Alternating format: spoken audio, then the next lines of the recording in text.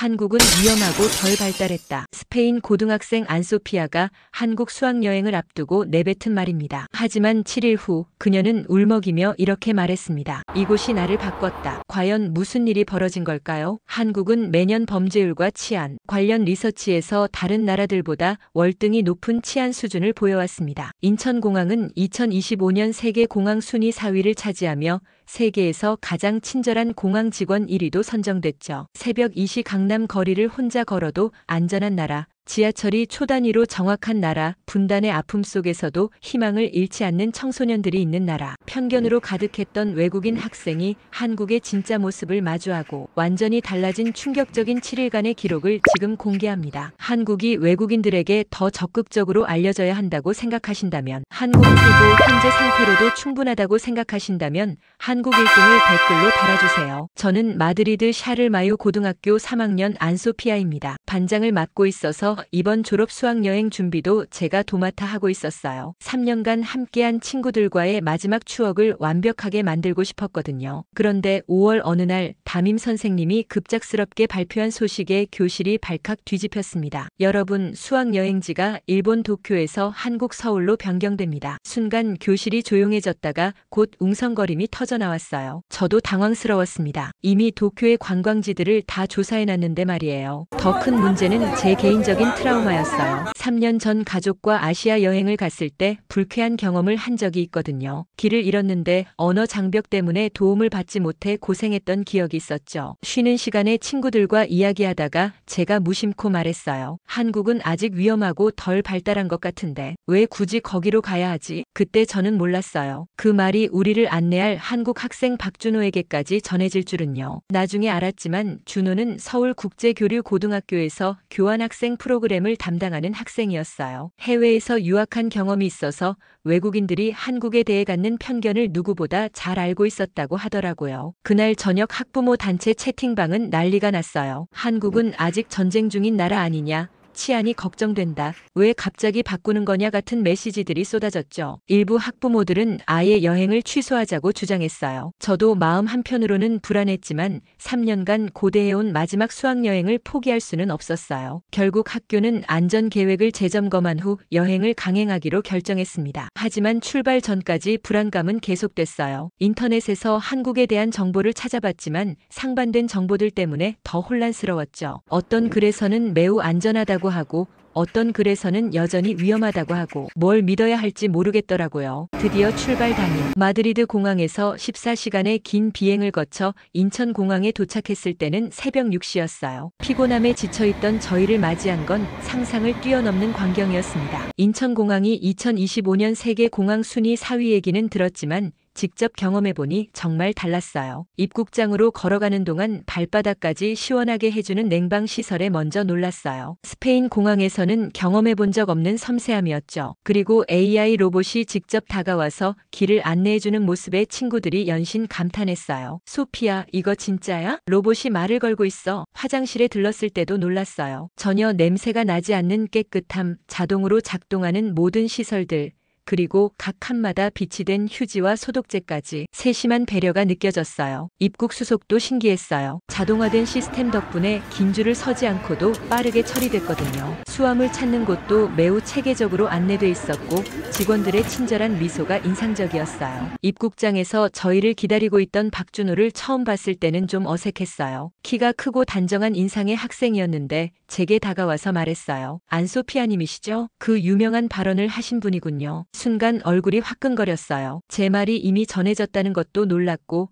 그런 식으로 직접적으로 말하는 것도 당황스러웠거든요. 하지만 준호의 표정에는 비난보다는 씁쓸한 미소가 있었어요. 걱정하지 마세요. 많은 외국인들이 비슷한 생각을 갖고 와서 바뀌어 돌아가거든요. 공항에서 호텔로 이동하는 버스 안에서 만난 서진 안내사는 더 직접적이었어요. 한국은 시간 약속이 생명입니다. 정해진 일정에 늦지 않도록 주의해주세요. 처음엔 너무 엄격하다고 생각했어요. 스페인에서는 시간에 좀 더 여유롭거든요. 하지만 버스 창밖으로 보이는 풍경을 보며 그 이유를 알 것 같았어요. 완벽하게 정돈된 도로, 질서정연한 교통 흐름, 깔끔하게 정리된 도시 전체가 마치 하나의 정밀한 시계처럼 움직이고 있었거든요. 이게 정말 제가 생각했던 그 한국이 맞나요? 제 속마음을 친구 라우라가 대신 말해줬어요. 우리 모두 같은 생각이었어요. 호텔에 짐을 풀고 첫 번째 일정인 명동 탐방을 위해 지하철을 타게 됐어요. 지하철역으로 내려가면서 저는 또 다른 편견을 갖고 있었어요. 지하는 답답하고 어둡겠지라는 생각 말이에요. 하지만 지하철역에 들어서는 순간 입이 떡 벌어졌어요. 지하인데도 전혀 답답하지 않은 넓은 공간, 밝은 조명, 그리고 무엇보다 놀라운 건 지하철역이 단순히 전철을 타는 곳이 아니라는 거였어요. 백화점, 카페, 서점, 심지어 은행까지 연결돼 있어서 지하에서도 모든 생활이 가능했어요. 친구 루이스는 여전히 의심스러워했어요. 이건 단순히 관광객들한테 보여주기 위한 거야. 진짜 서울 시민들의 생활과는 다를 거라고. 그때 준호가 정면으로 반박했어요. 이게 바로 우리의 일상입니다. 매일 이런 지하철을 타고 통학하고 통근해요. 전광판에 표시되는 열차 도착 시간을 보며 더욱 놀랐어요. 1분 30초, 10초까지 정확하게 안내하더라고요. 그리고 실제로 그 시간에 맞춰 열차가 도착했어요. 스페인에서는 상상할 수 없는 정확성이었죠. 2호선 열차가 30초 후 도착합니다. 안내방송이 나오자마자 정말로 30초 후에 열차가 들어왔어요. 친구들과 저는 서로 놀란 눈빛을 교환했어요. 열차 안에서도 놀라운 점들을 발견했어요. 이상할 정도로 조용한 분위기였거든요. 스페인 지하철에서는 상상할 수 없는 정숙함이었어요. 사람들이 전화 통화도 조용히 하고 음악도 이어폰으로 들으니까 새는 소리가 전혀 없었어요. 여기 사람들은 왜 이렇게 조용해? 라우라가 작은 목소리로 물어봤어요. 준호가 웃으며 대답했어요. 대중교통에서는 다른 사람을 배려하는 게 기본 매너거든요. 명동역에 도착해서 진짜 놀란 건 출구였어요. 지하철역에서 바로 쇼핑몰로 이어지는 게 아니라 아예 쇼핑몰 안에 지하철역이 있는 느낌이었어요. 개찰구를 나서면 바로 백화점이고 또 다른 방향으로 나가면 지하상가가 펼쳐져 있었어요. 이게 정말 지하철역이야? 제가 무의식 중에 중얼거렸을 때 준호가 자랑스러운 표정으로 말했어요. 서울 지하철은 단순한 교통수단이 아니라 도시 전체를 연결하는 거대한 네트워크예요. 지하에서도 완전한 생활이 가능하죠. 그 순간 저는 지하철이라는 개념 자체가 바뀌는 걸 느꼈어요. 이건 그냥 지하에 있는 전철이 아니라 하나의 거대한 지하도시였어요. 둘째 날 저녁 호텔에서는 밤 10시 이후 외출 금지령이 내려졌어요. 하지만 우리는 젊잖아요. 마지막 수학여행인데 방에만 있을 수는 없었죠. 준호에게 조심스럽게 물어봤어요. 한국에서는 밤에 돌아다녀도 안전한가요? 스페인에서는 특히 여학생들이 밤에 혼자 다니는 건 정말 위험하거든요. 준호는 자신있게 대답했어요. 물론이죠. 오히려 밤이 더 재미있을지도 모르겠는데요. 결국 준호의 인솔하에 강남 밤거리로 나가기로 했어요. 처음엔 정말 떨렸어요. 스페인에서 밤에 외출할 때의 긴장감이 몸에 배어 있었거든요. 하지만 강남역 근처에 도착하자마자 그 모든 걱정이 사라졌어요. 새벽 1시인데도 거리는 환했고 사람들이 자연스럽게 돌아다니고 있었어요. 그것도 여성들이 혼자서도 편안하게 걸어 다니더라고요. 여기 정말 안전하구나. 한국이 글로벌 퍼넨스지 기준 세계 17위의 안전한 국가 얘기를 어디선가 들었는데 직접 경험해보니 그 이유를 알겠더라고요. 길거리 곳곳에 CCTV가 설치되어 있고 경찰들이 정기적으로 순찰을 돌고 있었어요. 하지만 그런 게 전혀 감시받는 느낌이 아니라 보호받는 느낌이었어요. 24시간 운영하는 상점들도 신기했어요. 편의점은 물론이고 카페, 식당까지 새벽에도 문을 열고 있었어요. 준호가 설명해줬어요. 한국은 야간 경제가 발달했어요. 밤늦게까지 일하는 사람들이 많아서 그에 맞춰 상권도 발달한 거죠. 갑자기 소나기가 내렸을 때 정말 감동적인 일이 있었어요. 준호가 자신의 우산을 제게 씌워주며 말했어요. 괜찮아요. 금방 그칠 거예요. 그 순간 제 마음이 묘하게 떨렸어요. 단순한 친절함이 아니라 진짜 배려하는 마음이 느껴졌거든요. 비가 그친 후 24시간 편의점에서 삼각김밥을 사서 먹었어요. 새벽 2시에 길거리에서 간식을 먹는다는 게 신기했어요. 스페인에서는 상상할 수 없는 일이었거든요. 여긴 정말 다른 세상이야. 제가 무의식 중에 중얼거렸을 때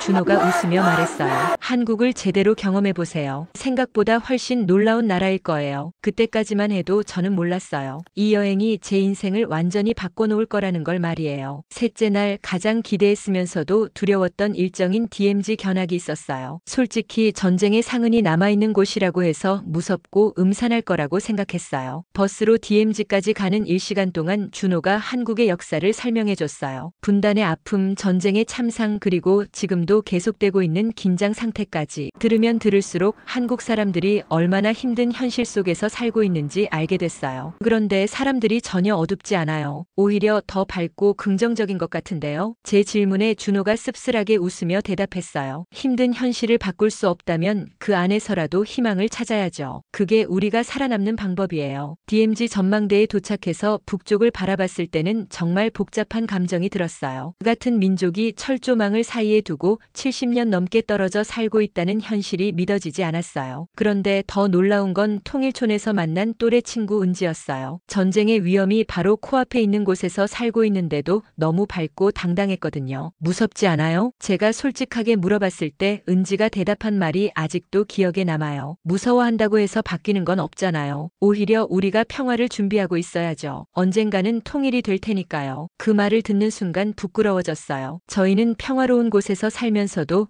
작은 불편함에 대해 불평불만이 많았는데 분단이라는 현실 속에서도 희망을 잃지 않는 한국 청소년들의 모습이 정말 존경스러웠어요. 은지가 운영하는 작은 카페에서 차를 마시며 더 많은 이야기를 나눴어요. 통일에 대한 꿈, 평화에 대한 염원, 그리고 그런 미래를 위해 자신이 할 수 있는 일들에 대해서요. 저는 통일이 되면 북한 친구들과 함께 여기서 더 큰 카페를 운영하고 싶어요. 남북이 하나가 되는 상징적인 공간으로 만들고 싶거든요. 은지의 꿈을 들으며 눈물이 날 뻔했어요. 이런 상황에서도 포기하지 않고 미래를 준비하는 한국 청소년들의 모습에서 진정한 강인함을 봤어요. 전망대에서 북녘을 바라보며 혼자 중얼거렸어요. 우린 얼마나 안일하게 살고 있었을까. 이때부터 한국에 대한 제 시각이 완전히 바뀌기 시작했어요. 넷째 날 오후 한강시민공원에서의 시간은 정말 자유로웠어요. 처음에 친구들은 그냥 관광지 구경만 하고 가자고 했는데 준호와 지수가 다른 제안을 했어요. 관광객으로 구경만 하지 말고 한국 시민처럼 시간을 보내보는 게 어때요? 한강공원에 도착해서 자전거를 빌려 강변을 따라 달렸어요. 시원한 바람이 얼굴을 스쳐 지나가는 느낌이 정말 상쾌했어요. 강 양쪽으로 펼쳐진 서울의 스카이라인도 멋있었고요. 여기 정말 넓다. 라우라가 감탄하며 말했을 때 지수가 설명해줬어요. 한강은 서울을 가로지르는 강이에요. 총 길이가 40km 정도 되는데 전체가 시민공원으로 조성되어 있어요. 자전거를 타고 달리며 본 한강의 모습은 정말 인상적이었어요. 깔끔하게 정비된 자전거 도로, 곳곳에 마련된 휴식 공간,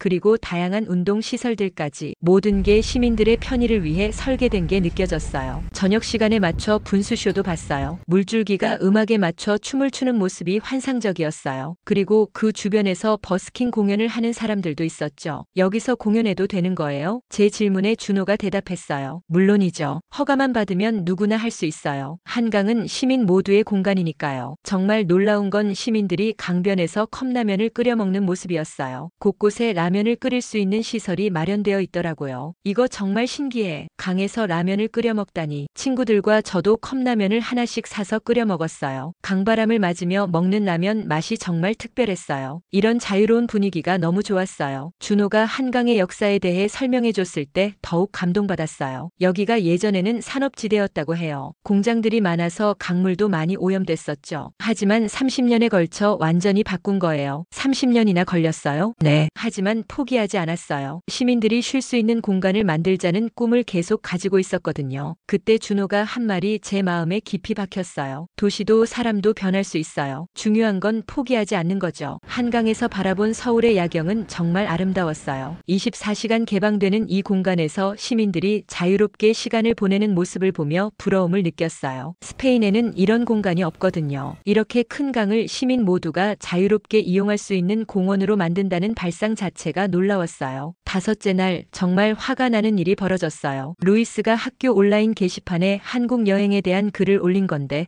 제목이 한국은 보여주기뿐 진실은 다르다였어요. 글 내용을 보니 더 화가 났어요. 지하철이나 공항 같은 시설들은 관광객들에게 보여주기 위한 것일 뿐이고 실제 한국 사람들의 생활은 다를 거라는 내용이었어요. DMZ도 단순히 관광 상품일 뿐이라고 폄하했고요. 루이스, 이건 아니야. 우리가 직접 경험한 건데 왜 이렇게 써? 제가 따졌을 때 루이스는 고집을 부렸어요. 소피아, 너무 순진하게 생각하지 마. 우리한테 보여준 건 다 좋은 면만 골라서 보여준 거야. 그 순간 정말 속이 끓어올랐어요. 우리가 7일 동안 경험한 모든 것들이 부정당하는 기분이었거든요. 특히 은지의 진심 어린 이야기까지 가짜라고 하는 게 용납이 안 됐어요. 루이스, 은지가 거짓말했다고 생각해? DMZ에서 만난 사람들이 다 연기했다고 생각해? 그런 건 아니지만 그럼 뭐야? 내가 직접 보고 경험한 것보다 내 편견이 더 중요해? 그날 밤 잠을 이룰 수 없었어요. 이대로 두면 우리의 한국 경험이 모두 무시당할 것 같았어요. 더 중요한 건 진실이 왜곡되는 게 싫었어요. 다음 날 아침 결심했어요. 제가 직접 반박 자료를 만들어서 발표하기로요. 지난 5일 동안 찍은 사진들과 영상들을 정리하기 시작했어요. 지하철의 정시성을 보여주는 영상,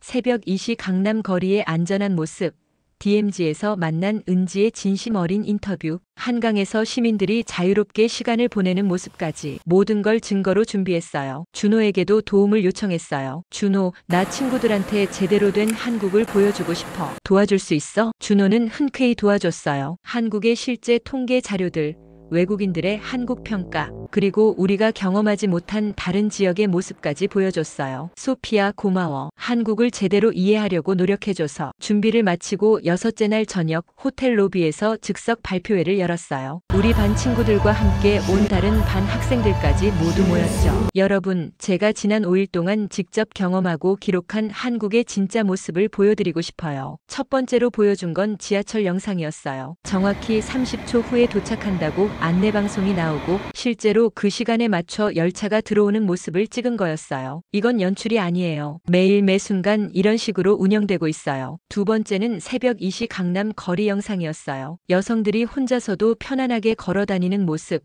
24시간 운영되는 상점들, 그리고 곳곳에서 순찰하는 경찰들까지. 한국은 글로벌 퍼넨스지 기준 세계 17위의 안전한 국가예요. 이건 단순한 수치가 아니라 실제로 느낄 수 있는 안전함이에요. 세 번째는 DMZ에서 만난 은지와의 인터뷰였어요. 평화에 대한 꿈, 통일에 대한 희망을 진심으로 이야기하는 모습을 보여줬어요. 이 친구가 거짓말하고 있다고 생각하세요? 연기하고 있다고 생각하세요? 마지막으로 한강에서의 자유로운 모습들을 보여줬어요. 시민들이 자연스럽게 라면을 끓여 먹고 운동하고 휴식을 취하는 모습들 말이에요. 이 모든 게 우리를 위한 쇼라면 얼마나 거대한 연출이어야 할까요? 서울 전체가 연극 무대라는 말인가요? 발표가 끝나자 친구들의 반응이 달라졌어요. 처음에는 루이스 편에 서서 의심하던 친구들도 하나둘씩 고개를 끄덕이기 시작했어요. 소피아가 맞는 것 같아. 내가 직접 본 것도 똑같았어. 나도 처음엔 의심스러웠는데 계속 보니까 진짜인 것 같아. 루이스도 할 말이 없어 보였어요. 제가 마지막으로 말했어요.